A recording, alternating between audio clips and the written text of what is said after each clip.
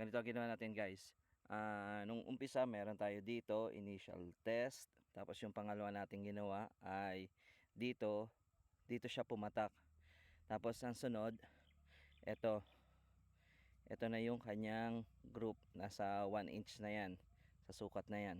So nasa 1 inch. Tapos nagtry tayo mag-adjust dito. So hindi natin to binago ng 0. Ito yung target natin, dito siya pumapatak. Ayan. Tapos nung sinukat natin ito, dito siya pumatak. So pinihit natin yung kanyang elevation, yun yung adjustment natin. Tapos nung pumutok tayo dito, ayan yung pinatakan niya. So nag-try ulit tayo, nagpihit tayo doon ng windage, napasobra. Ito yung target natin, dito siya pumatak. So nung pagpihit ulit natin, eto na. Yan na yung pinakalas natin na tama niya sa 50 meters. 50 meters po ito, hindi na 50 yards. Ayan po. Yun po yung ating bahay na pinagtetestingan. Ayan.